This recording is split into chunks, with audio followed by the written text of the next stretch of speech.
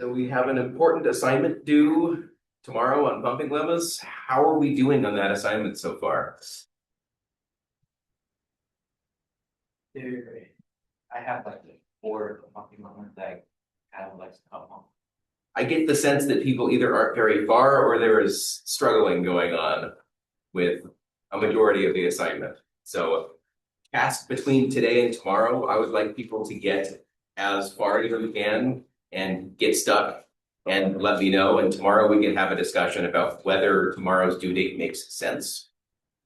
I think this is a very challenging assignment to have right after an exam. You were probably focused on the exam right up until Friday, recovering from the exam over the weekend, and then trying to start one of the hardest assignments in the class the Monday before it's due on Wednesday. So I recognize that's probably not ideal for people. And it's possible that I could extend this assignment at the keep the next assignment due at the same time. But I think this assignment is probably harder than the next one. So it would make sense to carve out a little bit more time for this to make sure that you can iterate and understand pumping lemmas to the best of your ability before we move on to the next content. So I remain open to that.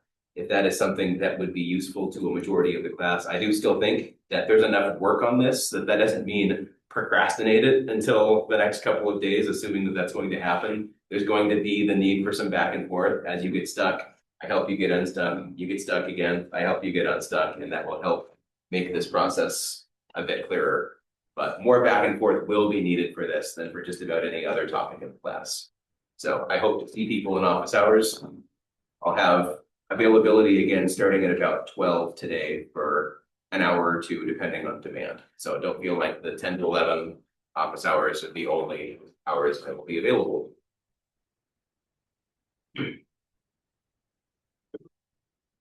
Last time, yesterday, we were talking about leftmost and rightmost derivations. We were talking about context-free languages, this next language class. We looked at some grammars that were very similar to the initial grammars that, in fact, they were identical to the initial grammars that we were looking at, but now we understand the class of languages that they can represent. We found a couple of fun characteristics with a couple of those that they could handle things like nested control structures, or nested and sequential control structures, as well as mathematical operations. That was really cool. But we ended up talking about this concept of an ambiguous grammar. And that just means if there are two different paths through the grammar that produce the same string, different orders of productions that can be applied, and the end result of that is you generate the same string. This is an example of that. And we will learn exactly why this is really bad. But the overarching idea is you write a program, you don't want to have a compiler have two different ways of interpreting that program to produce the same output. That means that there could be a fast or a slow compilation. And in the worst case, if it uses the same path, but produces two different answers from that path, or uses two different paths on what would produce the same output, then you can end up producing different output. You run the same program twice and it produces different output different times because it interprets it differently.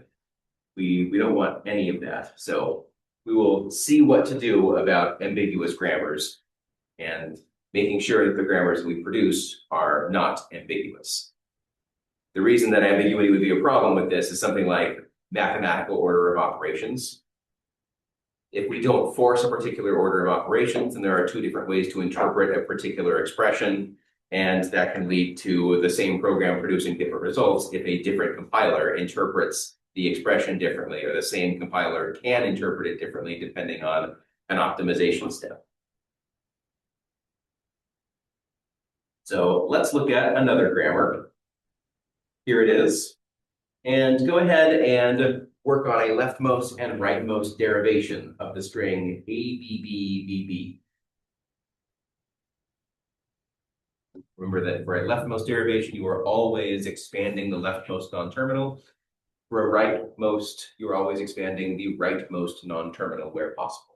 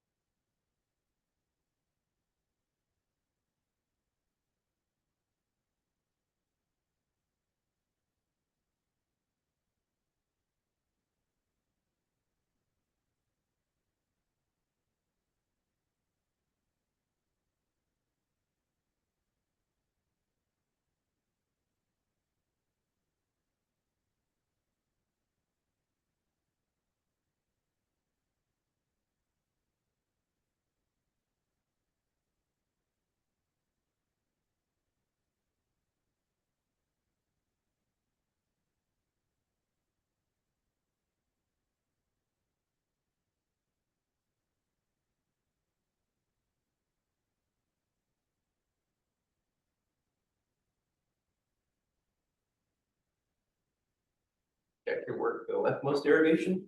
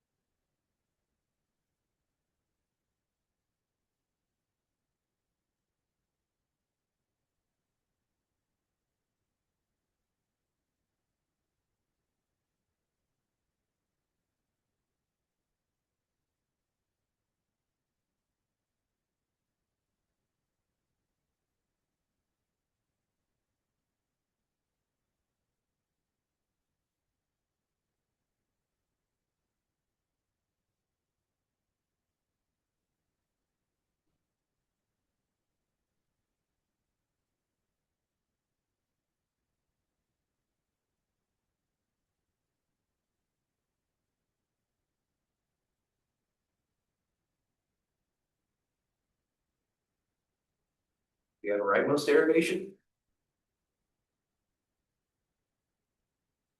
Would like some more time to work? Right. Check your work for the rightmost derivation.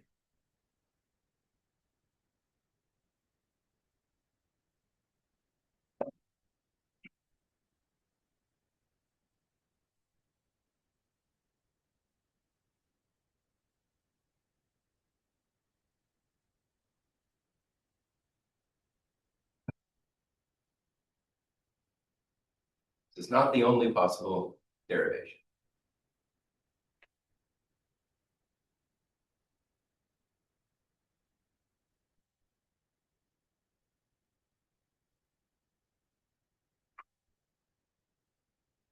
As long as you have a legal path through this grammar to produce that string, but always starting with the rightmost non-terminal, then that would be a solution.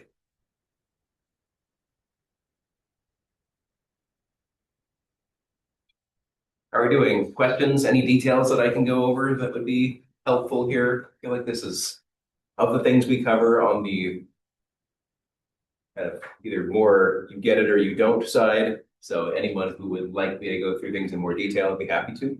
But if it's not necessary, it's not necessary.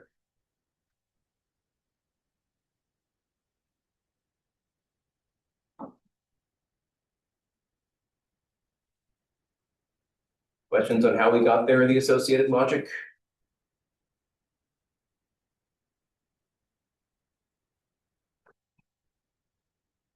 Okay. The main use for these derivations is the eventual construction of a parse tree.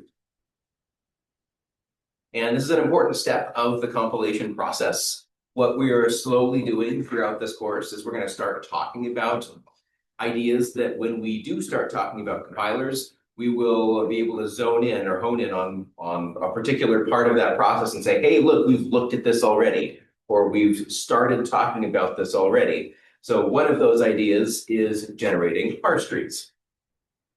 So one way that we would show a derivation like we just showed with the leftmost or rightmost derivation is instead of in kind of a string order where we're replacing a string with another string, replacing a non-terminal with its right-hand side of a production, we can imagine making a tree-like structure where we start with a single root node that is the start non-terminal. And then every terminal or non-terminal we make from there is either an internal node if it's a non-terminal or a leaf node if it's a terminal. So we could do something like this. And a non-terminal expands into its right-hand side. And any terminal here is going to be a leaf. Any non-terminal is going to be an internal node that gets expanded further. And as we do that expansion, once we eventually reach a terminal state where every bottom node is a leaf, then a depth first search through this tree will allow us to read the string. Whenever we reach a leaf, we print it.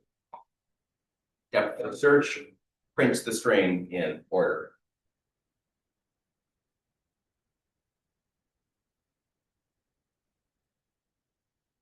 Does that make sense how that happens, or why that is the case, why a depth first search prints the string?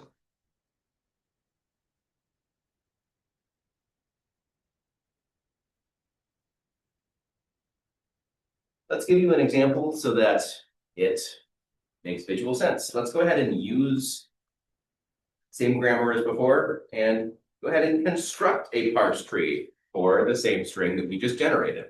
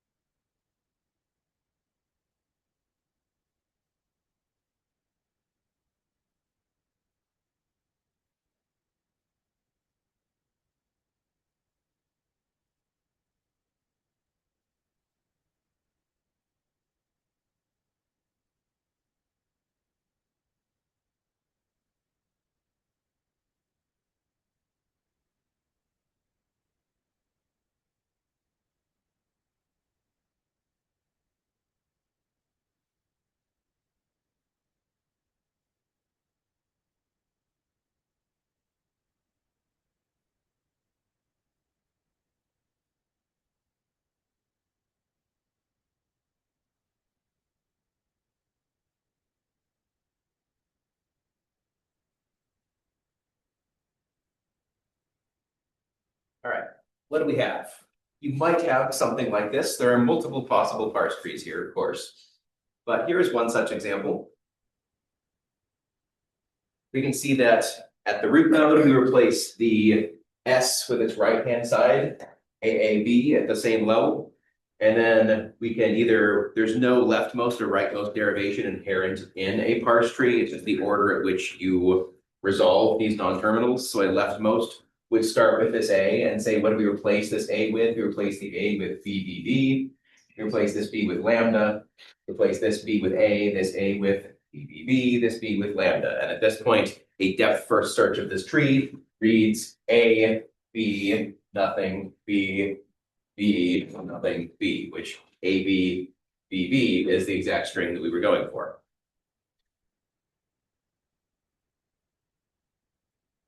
So you could say that a string is in the language accepted by this grammar or represented by this grammar if we can create a parse tree such that a depth first search through that parse tree prints that string.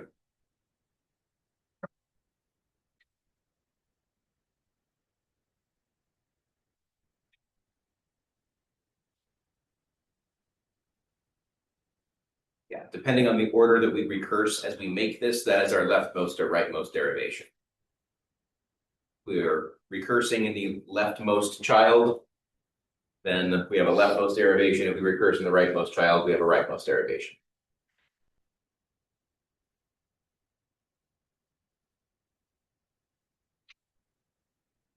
All right, what else could we do with this? Any questions on this before we move on?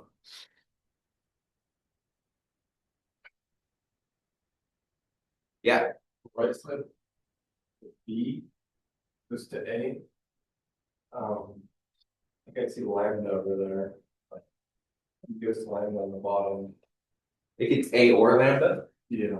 Yeah, so you have the choice, you have a non-deterministic choice here, Yeah. and you have to pick the right one that leads to the string. You don't show it on. Sorry, I just Where? That should be complete, I think. B goes to A here, which there's an option for, and B goes to lambda here. I see. Every leaf node is a terminal here, here, there, and there. And every internal node is a non-terminal of some kind.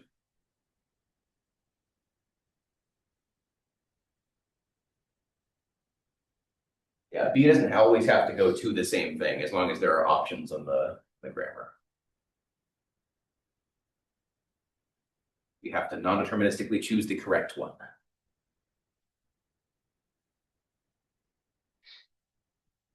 All right, next thing we can care about. One question we can answer with grammars and that we very much care about is, given a query string, is the string in the language of the grammar? This ends up being a much more important question than any that we have answered so far in the class, but it's also a very challenging question, and that's why we have waited until now to start thinking about this question. So let's think from behind the scenes as an algorithm designer. How would you approach answering this question? We have a string, like in the last example, A, B, B, B, B, and we want to figure out if this grammar can produce that string. How do we go about it? What ideas would you put forward, or how do you see the problem?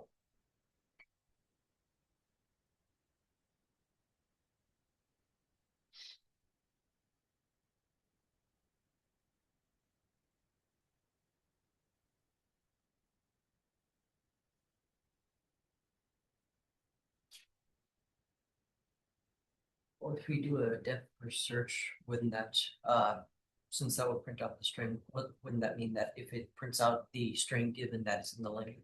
Right, but as soon as we have options, like a non-terminal can go to one or another production, we end up with a search problem.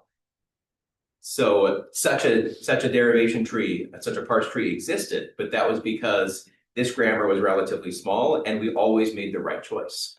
So I revealed an answer, but you may have had to work through it to get to that answer. What choices did we have, and how is there a way to reduce or remove the ambiguity inherent in the decisions that have to be made? That's the big challenge here.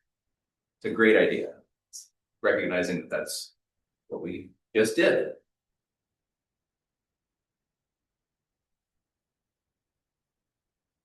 Because is this not exactly the compilation problem? We write a program in some programming language like Java, and we ask the compiler to translate this into some assembly code, into some bytecode, Java goes to bytecode, or directly into machine code. And we're assuming that this program is syntactically correct. To do this, we have to be able to take the Java grammar that I showed you on the first week and apply this program to this grammar and determine, can this grammar generate this program? If it can, then it's syntactically correct in the programming language of that grammar. If not, then there's a syntax error and we should halt the compilation and return an error to the user.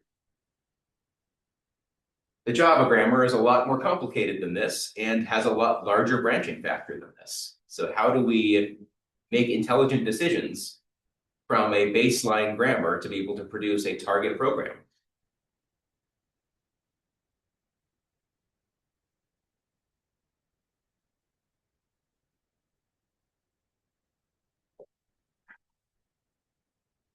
Well, let's start with the basic approach.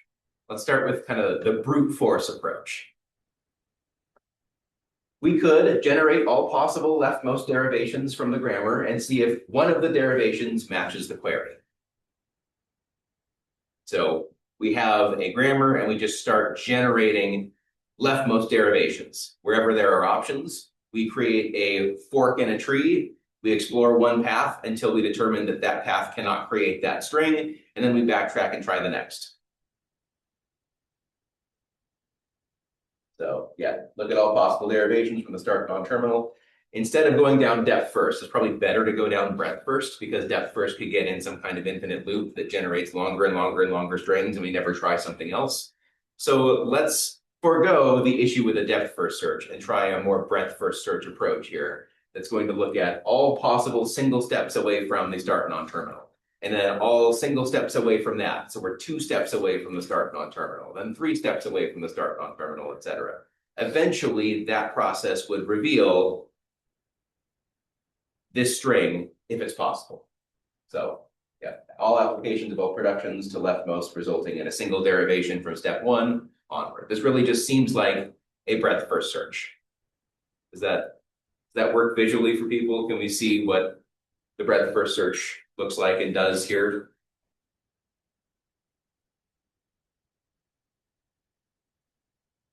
And of course, yeah, we reject any leaf node derivations at this point that can't produce the query, wherever possible. Continue to repeat this until we generate the string. The conclusion that we come to is if the query string is in the language, there is a derivation in a finite number of steps. How nice. We'll call this brute force parsing and call it a day. So if we go back and attempt brute force parsing on this problem, we know that S had to go to A capital D. There were no further options for that. But once we have a B, this B could have gone to A, which then could have gone to BBB, which the B could have gone to A or lambda. So this tree kind of goes on forever. Wherever we see an A, that process will never actually terminate. But we have options where we kind of have an XOR here. We choose one or the other. So we have to kind of explore one path. And then similarly, where this B goes to A, it could also go to lambda. Where this B goes to lambda, it could also go to A.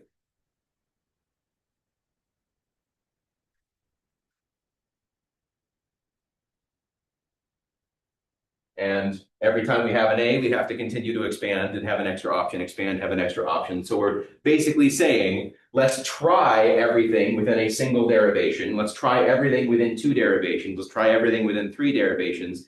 And at some point, one of these options will produce the string if the string is in the language.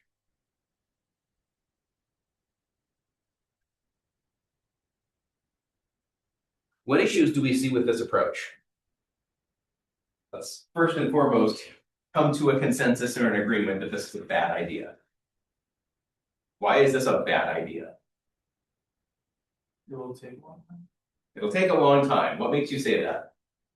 Because we're kind of feeling very seasonal. Yeah, and the deeper we get into that tree, there are more and more and more and more possible combinations. Great. It's inefficient. If a solution exists, it will take a long time to find it. What else? That's a great point.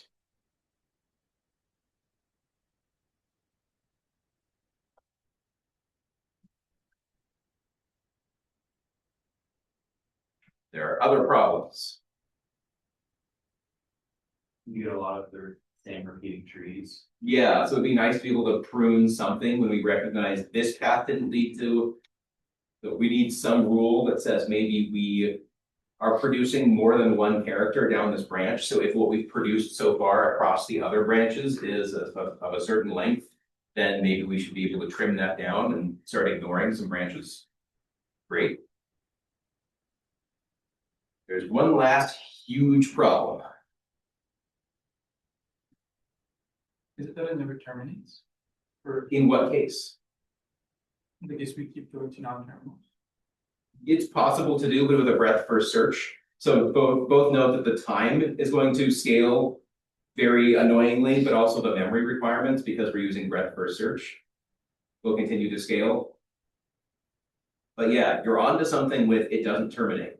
But there's a very important condition that we should recognize in regards to, in one important case, it just won't ever terminate. What is that case?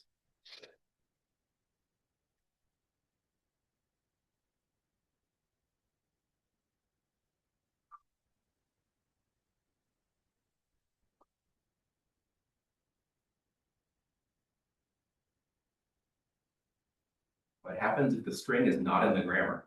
It's not in the language accepted by the grammar. We'll keep trying to find it forever. We'll exhaustively search something for which there is no goal. Imagine an infinitely expanding graph where you're searching for a goal, but the goal doesn't exist. And the graph goes on forever. That's what's going to end up happening in this tree if we look for something that doesn't exist. So imagine writing a program that has a single syntax error somewhere, and you go to compile it, and the compiler never returns to you with an error or a completed executable. It just spins and spins and spins. You would never know, as the programmer, whether it was just taking a long time to compile, like there was a complex set of something that needed some time to compile, or if the compiler was stuck, generating all possible programs and just never finding yours. That would be a pretty poor compiler to use. No one would want to use that. So it's better if we can explore this space of this algorithm and try to find some examples and some algorithms that will actually terminate and return, no, there's a syntax error.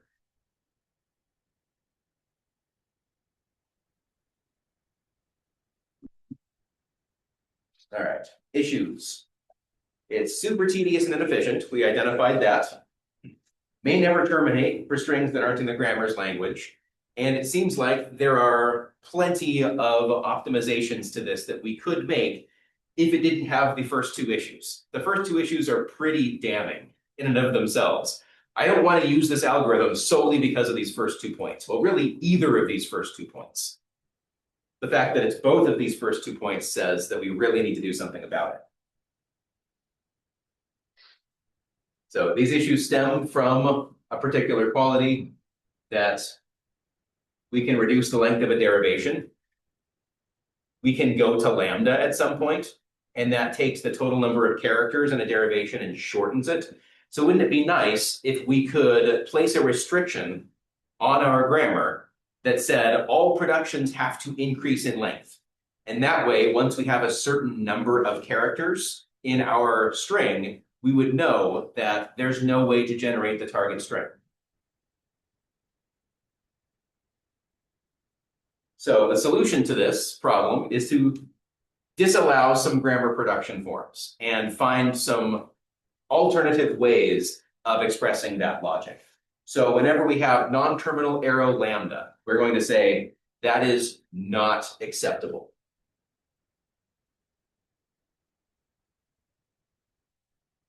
And we will also disallow non-terminal arrow non-terminal.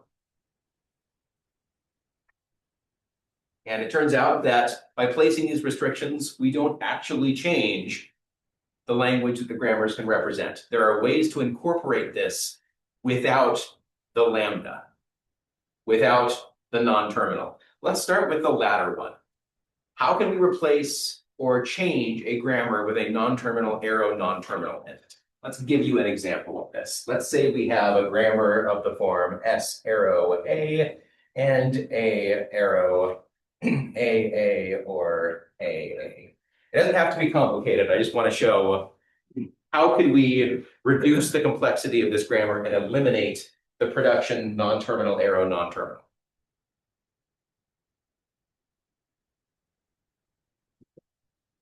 What's an equivalent grammar to this that doesn't have that production?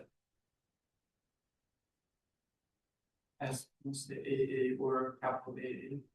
Yeah, it's just that you change this capital A now to a capital S. Okay. Because we would be, yeah, so wherever this A is, propagate each of the definitions of this A back into this and replace all A's with this non-terminal. So this should go here, this should go here, and this should be replaced with S. And that gets rid of all of that. So that's really all you have to do is back propagate the definition of non-terminal arrow non-terminal. So you're just going to remove this non-terminal, replace each option, put it back up a level, and look at some non-terminals and potentially replace them. What about non-terminal arrow lambda? Lambdas are super nice. We've used them a lot so far, but the real question is, are they necessary?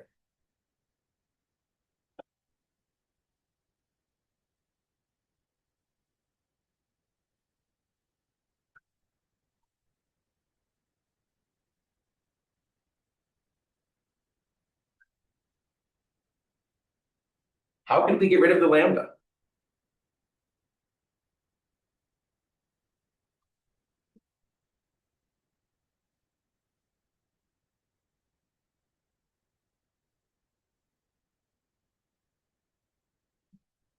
We just replace it with. Yeah, so we could at least start this A here. There is one other consideration. Actually, I'm going to get rid of this because I think this makes it a little bit easier to see that we already had that embedded in it. So we replace this lambda with an A down here. We're eventually going to get rid of this lambda.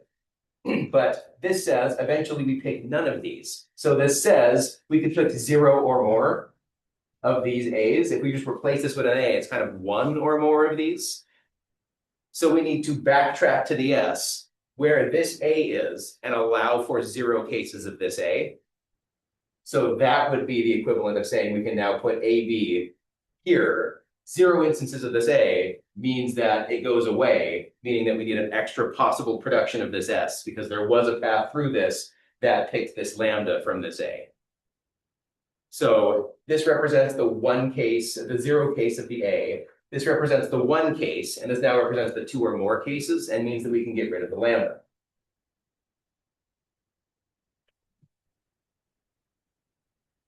So you don't necessarily have to memorize why we can get rid of these forms, but the point is that there are equivalent grammars that don't have them.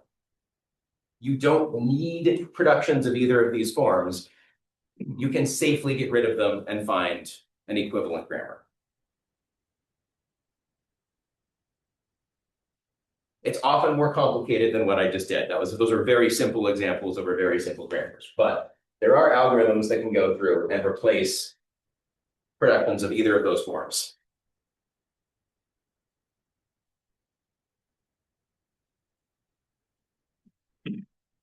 So by going through and doing this, this allows us to be able to determine whether a query string cannot be generated with a grammar because the number of leftmost derivations have to be less than or equal to twice the length of the string. This tells us that given that we have something to make, we can go to a non-terminal and then a terminal from there. So if we want to generate something that is 5 terminals in length, we could generate a single non-terminal, and then another non-terminal, and then another non-terminal, and then another non-terminal, and then eventually turn those non-terminals into terminals. And that would be the longest possible path to do this. Let's do it with something simpler so that we see how that might happen. We could do something like S arrow AA, and we can then turn this into A with one of the other productions, and then one of those A's becomes a lowercase a, and then the next one becomes a lowercase a, and then the next one becomes a lowercase a. And that would be the longest such sequence that we could make without either one of these rules. We now have to, instead of going to a single non-terminal, have to go to two non-terminals, and then one of these A's becomes AA again. Then we would have a second production rule that turns a non-terminal into a terminal. And since we don't have a way to go shorter than that, because we can't have non-terminals go to lambda, there's no way to make the string shorter. So the two things we can do are add a non-terminal or turn a non-terminal into a terminal. So that's how we get that twice the length of the string. This becomes the cap of the length of the derivation that we can do to produce a string that's 3 characters long.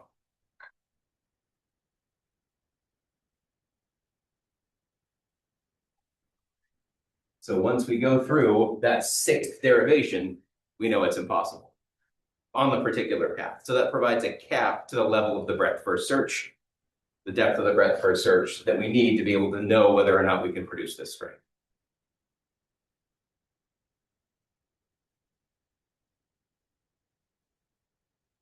That is nice. It at least removes one of those big problems of we can't say no. Unfortunately, it does not remove the complexity problem. If we had to come up with some kind of asymptotic notation for this, what is the order of the running time or memory complexity of brute force parsing? They turn out to be the same.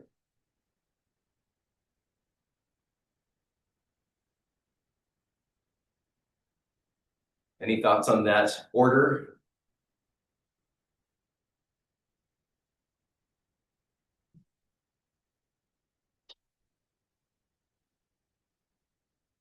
Sending you all back to algorithms. Yeah. Yeah, just what is the order? We don't have to have a full function for this. I'm curious about the dominating order of either the time-based or memory-based solution to brute force parsing that we've talked about so far. Based on the depth of the tree,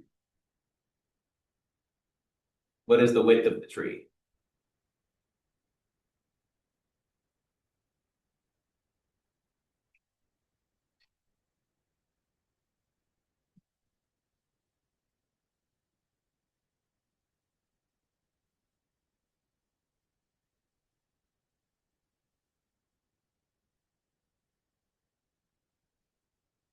It's going to be exponential based on the largest XOR, the largest number of ORs between a single non-terminal. So if we have S arrow something or something else, that's going to create a tree. Whenever we see an S, we're going to create a branch of 2. If we have S arrow this or that or the other thing, then we're going to end up with a branch of 3 where we have an S. So at some point, we're going to be seeing that with respect to the depth. So we end up with exponential asymptotic notation. So every leftmost derivation, current number of potential derivations by the number of productions in the grammar that use that non-terminal. That creates a branching point within our tree. And so at each one of those nodes, so they're at most 2 times the length of the string, so we know that that's a cap on the depth of the tree. So point number 1 looks at the branching factor. Point number 2 looks at the cap of the depth of the tree. So we end up with p to the 2 times the length of w as the worst case of the number of nodes that are going to be on the lowermost level of the tree. So that tells us it grows exponentially with respect to the length of the string. And anything that has exponential complexity does not scale, and tells us that as soon as we're done messing with toy problems, this is going to become computationally infeasible. Meaning that if we wanted to build a compiler based off of brute force parsing, that's probably a very bad idea, even with all of the work that we've done.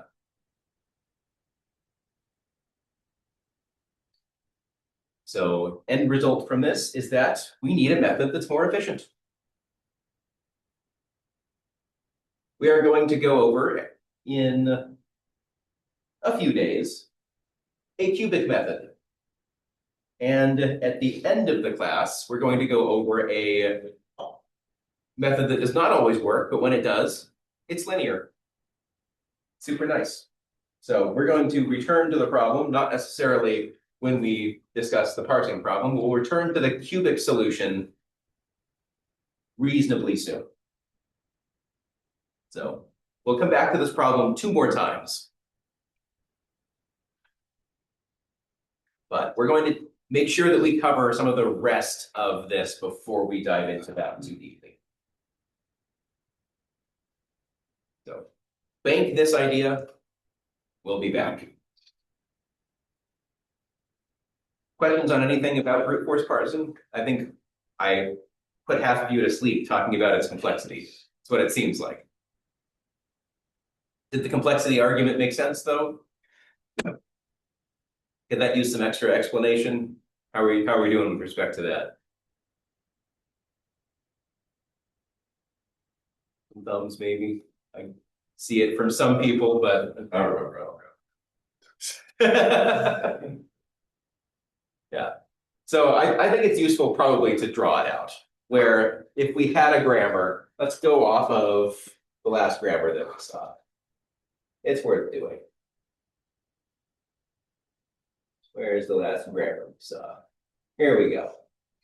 Well, we don't love this grammar. We'll use it anyway. Oh, wait, there we go. That gives me a little bit of room.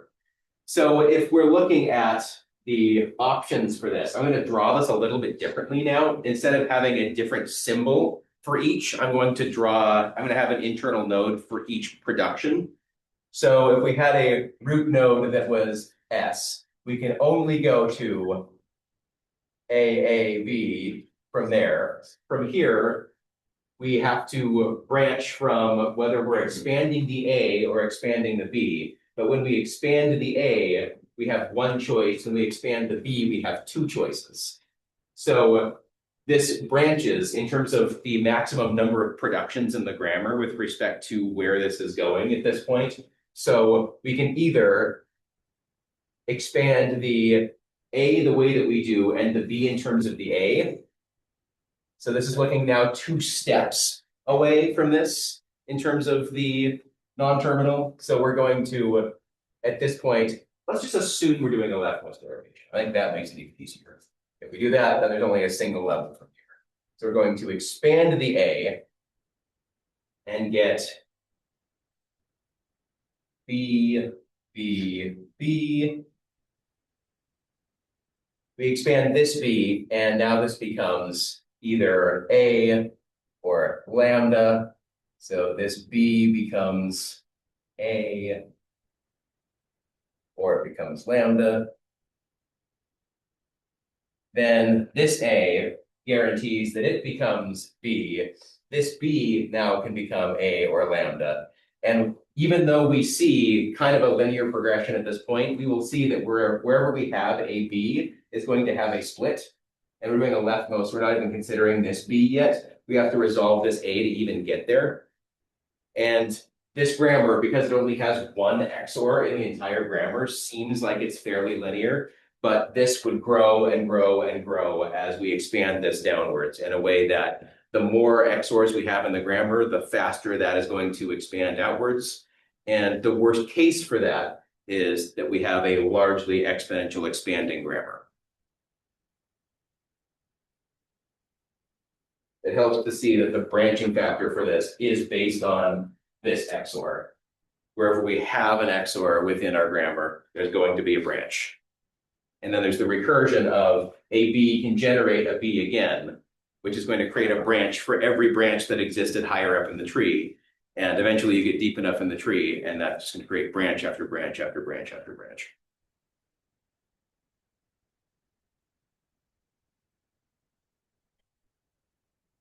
We better with a grammar with more XORs in it.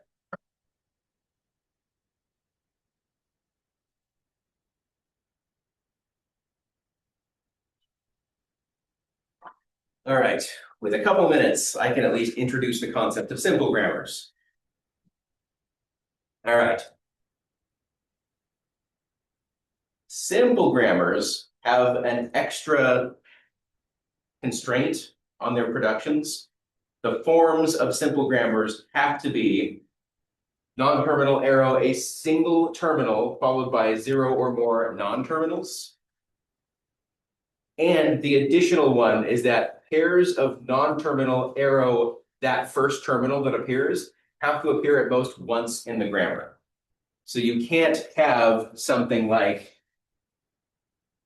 S arrow A some stuff and S arrow A some other stuff. Maybe this is a capital A, maybe this is a capital B.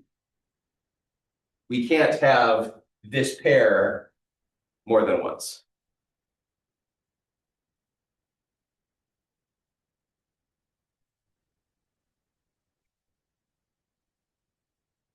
So those are the two rules for simple grammars. Let's ask whether a couple grammars are simple. Here's a grammar. Does it adhere to, do each of these productions adhere to both of those rules? Yes.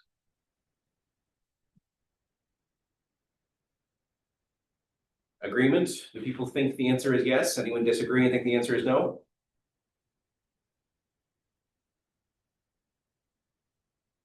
Thinks the answer is yes, raise your hand. Thinks the answer is no? No one cares if you get it right or wrong. All right, the one person with an opinion is right. This does adhere to both of those rules. We have every production is in the form a single terminal followed by 0 or more non-terminals. The C is followed by 0 non-terminals, the A is followed by 1, and the B is followed by 2.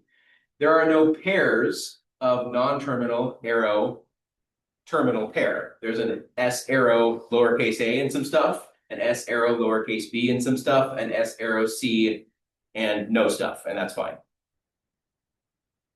How about this grammar?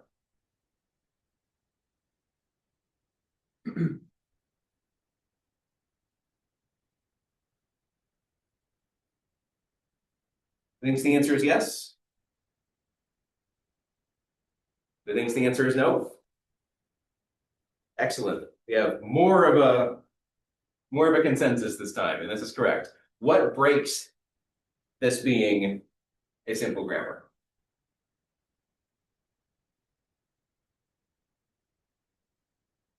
The for the terminal A being seen in two different. Yeah, the S arrow A stuff happens twice. The stuff is different, but the lowercase a is consistent across two of the productions. We have S arrow A and S arrow A, and that's not allowed. All right, the final thing I will say before we leave is that simple grammars show up a lot.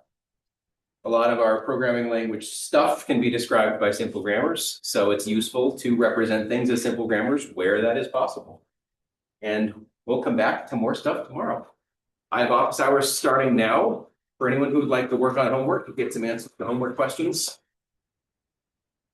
And in general, hang out related to homework. Look at it.